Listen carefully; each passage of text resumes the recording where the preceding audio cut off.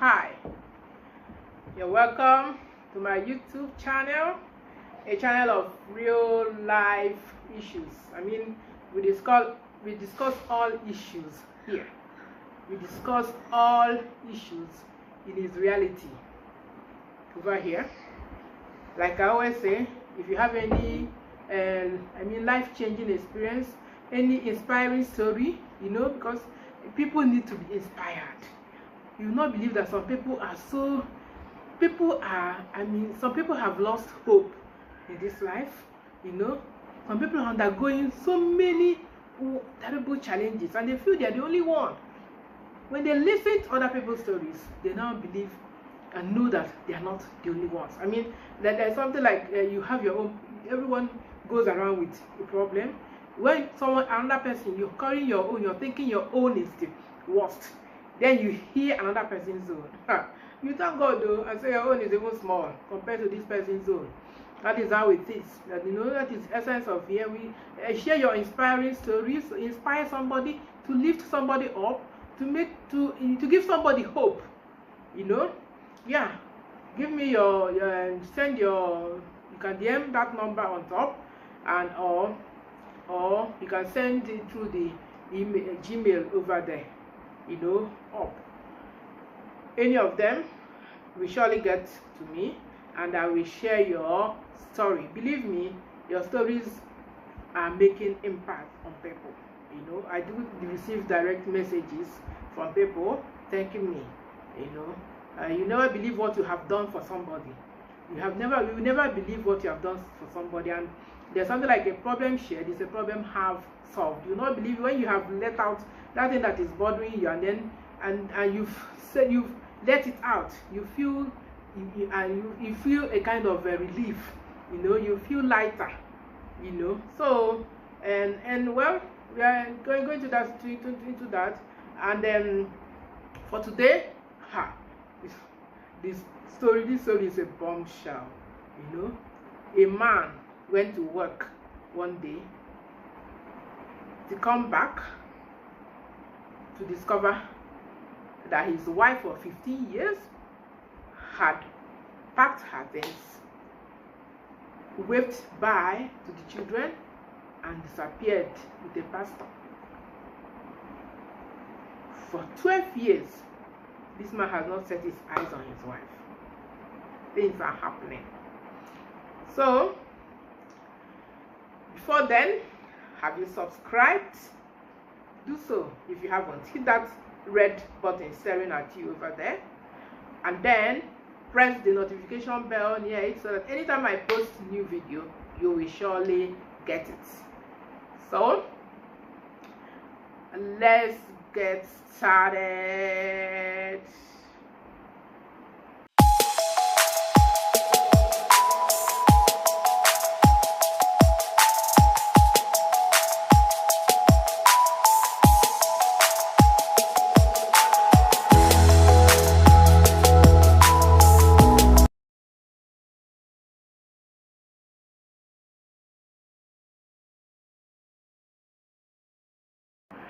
Welcome back. Well, those books I posted, those books you saw now are my publications, and if you need them, the link is there on the description box. Go to the description box and get there and click the link, and it will direct you to the where you can purchase the books on Amazon. Yeah. So, like I said earlier on, and what the story we are going to listen to today, and is a man. A man shared this story with me. One amazing thing about this man, which we really need to learn, is before this man shared this story, he always appeared a very happy man to me. You will not even know this man has problems.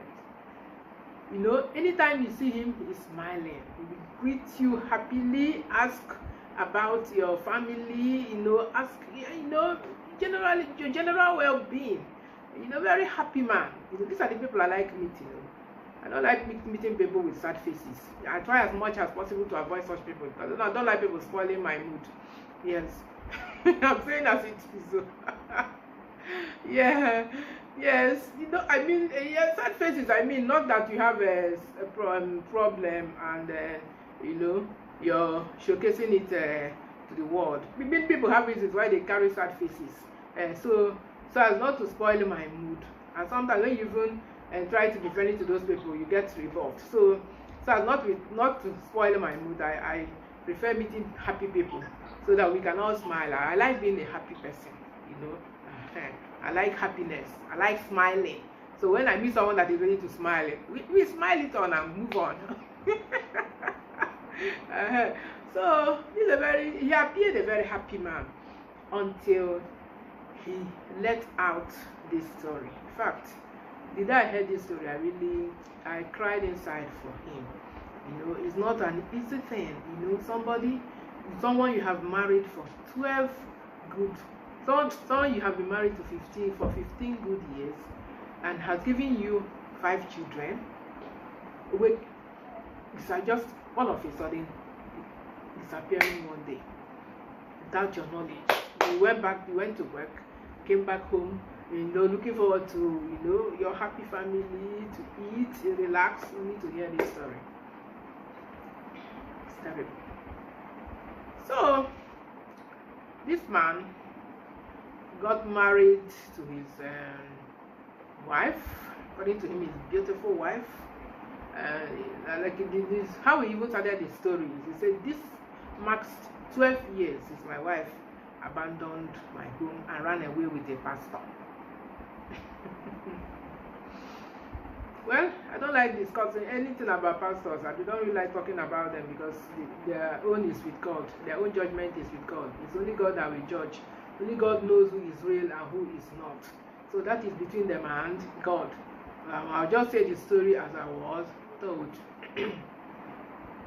He got married 15 years ago before this happened. And throughout their marriage, he cannot say there was anything. The lady was a dedicated Catholic member, very dedicated, you know, and they have 5 beautiful kids. Very dedicated Catholic member, working hard to support the husband. So he cannot say what happened to her.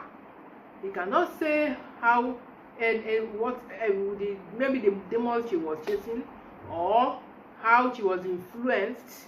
He cannot say. All of a sudden, the lady stopped attending the Catholic church they do attend, and started attending one church and owned by one pastor. Only her knows her reason. You know, you cannot say it's childbirth. I know it's difficult in childbirth that normally makes people to go from one church to the other, or maybe some other problems, maybe home, and maybe your child has a serious problem. You know, yeah, there are many things that can make someone run around anyway. But for him, he was not aware of anything that would make that woman to start jumping church. So he took it in his stride, because according to me, he loves his wife. So he gave her, since she has found happiness in going there, he left her to be going there. You know, took it in his stride, and he never knew it would end like this. If you had known, according to him, he would have put a stop to it at the beginning. But he never knew it would end like this. And it continued, and you know, the house, the woman was still managing the house, you know, and you know, but it wasn't. Gradually, she started spending more time in the church than in the house, and you know, that started creating a little problem. Yeah, but for him, he never knew it would end up in this kind of situation, and he still continued you know, accommodating and tolerating her, you know, and he was still taking care of the children. She loves her children, so you cannot say what actually happened to that woman. Then one day he went to work as usual, and he was a civil servant. He's now retired. He was a civil servant then. He went to church, he went to work as usual. When he came back, he did not see the wife. He thought probably the wife went somewhere. So he relaxed. Evening came, night came, she was not yet back. So he started asking, asking the children where their mother went to. Children said that they thought he knew, that she packed all her belongings, entered the and they even saw her to the park, to the road, where she entered in a bus, that she was going to the pastor's house, her pastor's house. And she packed everything, and she told them bye.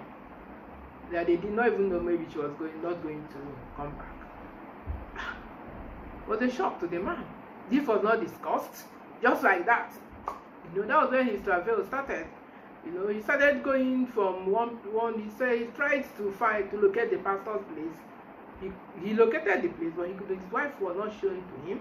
He reported to the police stations. According to him, the pastor bribed the policemen, and the tide turned against him. You know, so he tried all he could to find his wife. You know, till now he has not set his eyes on his wife. So, I mean, when this kind of thing happens, you wonder whether it is natural, or whether he doesn't even know whether his wife is still alive now or not. He doesn't know anything about the wife, you know. And then he told the family of the wife, they could not say anything. They could not even do anything, you know. So because he had to inform them before they think that he used his wife, their child, for ritual. And just like that, with time, the man accepted his fate and started training 5 kids. He said it was hard for him at the beginning. You know, he had to do, because then the kids were still small. He had to do both his work and that of his wife's work. That was when he started appreciating women. It's not funny, but I mean, sometimes when things happen to you, you start appreciating some things. You know, he started doing both his work and his wife's work. It was hard, very hard, capital hard for him. You know, but well, according to him now, the children are all grown up. The last one is the one that he is staying with. You know, and they've got good jobs in different states. You know, and I believe he's now probably reaping the fruits of his reward, yet to hear from his wife.